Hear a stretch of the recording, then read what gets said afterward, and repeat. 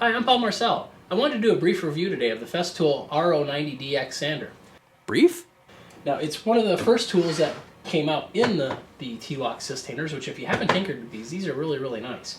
So, of course, they stack like regular systainers, and this is in the locked position, so the lid doesn't open. If you turn it all the way up, which is really easy to do, there's no dinging up your fingers fighting with the latches on the old one.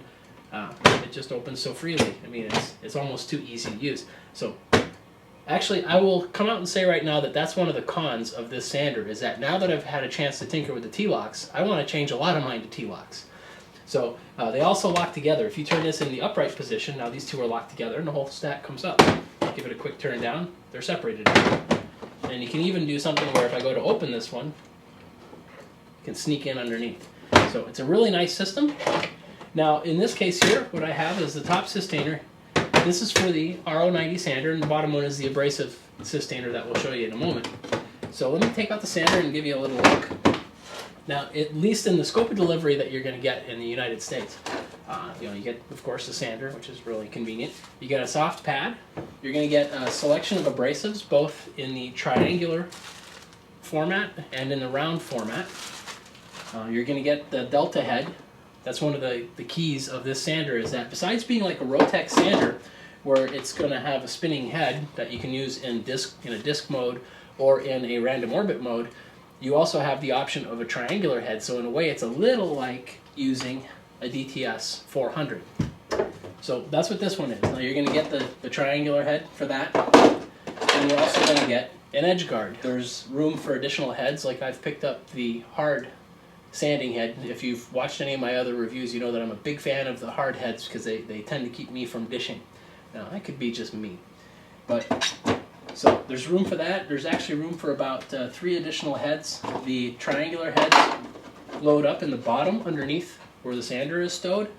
And then there's a big pocket back here for basically all the edge guides. Now, I do have an additional set of edge guides here that I'll go over in a couple minutes. The second systainer here that I have is for the abrasives assortment. It's a nice, it's got a lot in here. I mean, the size of the pad for the round pad is 90 millimeters, so of course you can get quite a few of them in here. These are stacked up in the bottom, the round ones, and then the triangular ones fit in on the top. If you were to look at these, you'd see that each one of these slots has room for triangular ones and ones for round ones. So you can actually really load this thing up with all your various grits, whether it's in Rubin or Brilliant 2, and share the slots. You don't have to dedicate a slot to being only for the delta pad or for the round pad. So this is a really nice assortment systainer that you can get with it. In comparing them to some of the other sanders, I'm going to do a little bit of a comparison because it's something that we're a little bit more familiar with. Now here I have, this is the Rotex 125, so it's a 125 millimeter pad versus the Rotex 90 with a 90 millimeter pad. So in more American terms, that would be about 3.5 inches diameter on the Rotex 90. And the Rotex 125 is nominally a 5-inch diameter pad. Whereas when you get up to the Big Daddy, the Rotex 150, you're up to about a 6-inch pad. So I've made a series of pictures that show you the relative size of the Rotex sander, so you can get a picture of just how small this Rotex 90 is compared to the other sanders. And here are additional pictures showing the various sizes of the pads.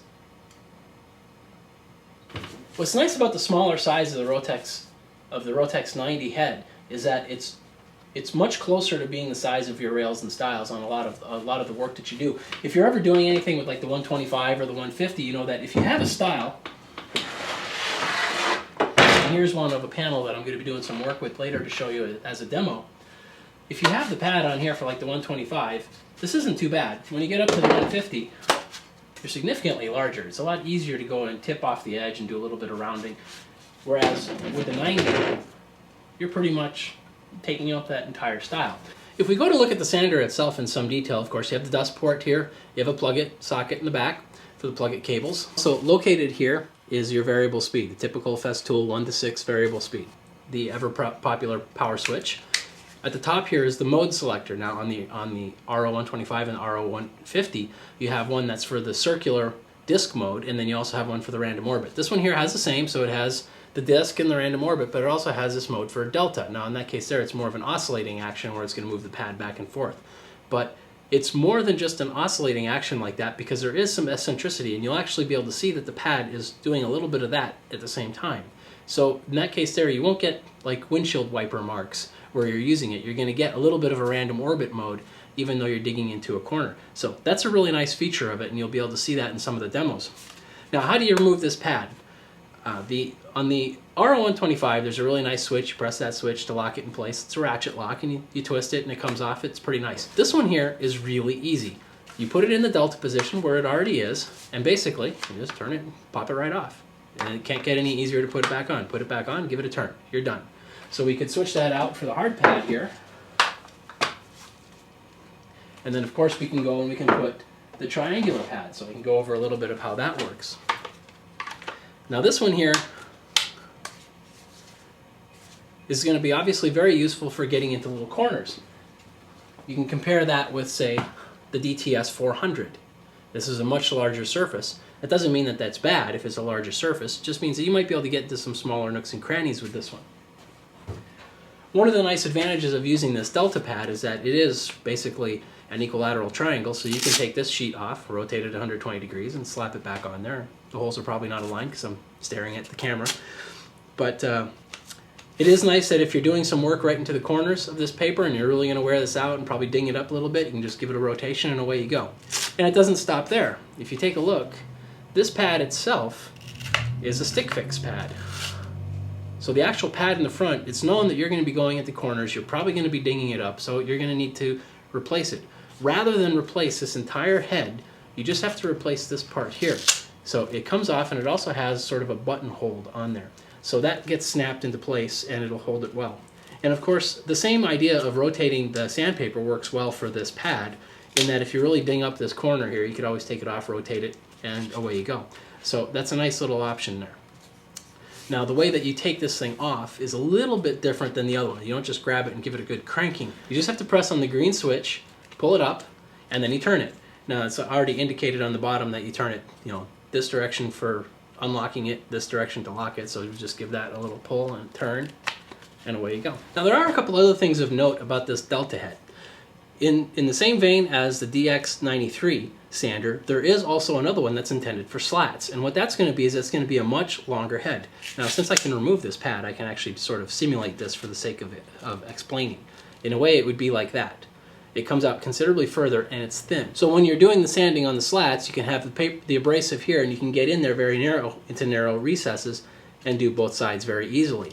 So that's a great option. Now if we were to compare the power of these different sanders, the Rotex 90 chimes in at 400 watts of power. Now the DTS 400, though it says 400 on there for some reason, it's actually only 200 watts, at least out in the United States. The 125 is a 500 watt sander. So if you think about it, this one here has the surface area of this pad is 93% larger than the round pad here.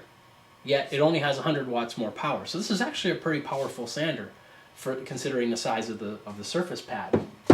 Now the 150 chimes in at 720 watts. So, but it also has a considerably larger pad. I mean, this one here is 44% larger than the 125, and it's like what is it? 280% larger than the 90. Of course, when you're looking at the delta pad, you can see that this one here is easily a little bit more than double the size of the other pad. Although I will point out that that feature of being able to rotate the triangular abrasive pad is very useful, because like here on this DTS 400, I'm unable to do that, and I have so many sheets that have this part here completely worn off, and back here there's hardly any wear whatsoever. So you do get a lot more abrasive life out of it. In looking at the different edge protectors that are available with the RO-90, there's the typical edge protector. This comes with the kit, and it's going to be the same diameter as the pad when the abrasive is on. So now you can work right up to the edge, and you're not going to dig with the sandpaper cutting into the side of the material. So you're still going to get pretty much zero clearance when you get up to that edge. Now one thing that Festool realizes is that this is probably going to be a very useful sander when you're doing some existing remodeling work, because of the gear driven mode that it's able to do a lot of aggressive work down into some tight corners. So you might be doing that where things are actually in situ. You're going to have it already set up and you need to do it. You can't take the part apart. Now, in the case of doing home remodeling, you're often going to have caulked corners, and if you hit that with your sander, of course, you're going to shred the caulk and you're going to make it look bad, and it's just a general mess. So they came up with some creative edge guards here, and there's 3 of them. They're all the same idea as the edge protector. This one here you can consider sort of a zero clearance, right? It's just to the diameter of the pad. But this one here actually extends a little bit further. So if you were to put, say, some sandpaper on there, you would notice that there's actually a little tiny bit of a gap between it and the edge guard. The idea being that if you were to go up against the wall, you're going to leave a small gap. And this one here is going to leave a medium gap and a large gap. What the use of that is for is if you have that caulk line, you can pick the appropriate one so you can actually go up to and bump the wall but not hit the caulk line. So it's actually a kind of interesting feature that you can have. And in fact, I used this on a demo that I recorded for this review simply because I was doing a cabinet that was already in place and I didn't want to ding it up, and I needed more clearance because if you take a look, this edge guard here doesn't extend nearly as far down as the other one. In fact, this midway seam that's on it is where this guard goes down to. This one here goes down considerably further. So in my case, I actually needed that extra reach. So that was very handy. Now, considering the weight of the sander, sometimes that really matters if you're going to be doing long sanding chores. This one here is a 3.2 pound sander, whereas the Rotex 125 is a 4.2 pound sander, and then the Rotex 150 is a 5.1 pound sander. Now this one here definitely feels heavy, partly because the grip is so much larger. It's not necessarily comfortable, at least not to my hand. This one here is extremely comfortable. It fits in there like a glove. So you'll find that sanding with this is not as exhausting as with any of the larger models. Now, balance-wise, I find that it's well balanced. If you're hanging onto the head, you can notice when I'm hanging onto it here, I can definitely feel it wanting to tip down towards the back. So it is still back heavy. And in fact, when you're going for some long sanding and you're doing some work with it, if you're holding on near the back, which I ended up doing when I was doing the demo, you definitely feel it gets warmer back here. So there's, some of the gear-driven stuff is back here, and that's why it's so much heavier in the back. In contrast, the 125 I find to be very well balanced, even though it's kind of a long-looking sander. In considering the random orbit mode of the Rotex 90DX, it's got a stroke of 3 millimeters, which if you were to compare that to the 125 has a 3.2 millimeters. So effectively they're about the same for the random orbit mode, whereas for the 150 that's a 5 millimeter stroke. So it's still a very fine sander when you're getting to the random orbit mode.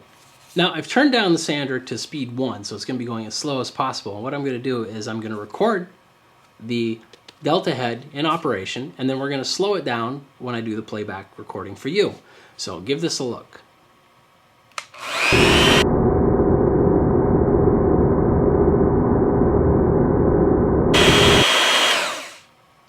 I'm going to start it and stop it several times here so that you can see that just near the end when it goes to slow down, the motion is actually like this and not so much a window wiper.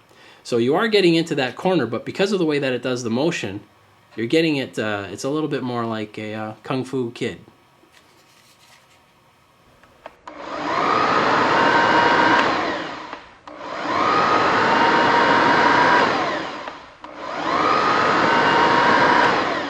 That last one showed it pretty well.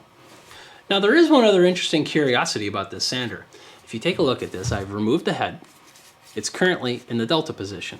Now watch as I turn it to one of the two round-headed positions.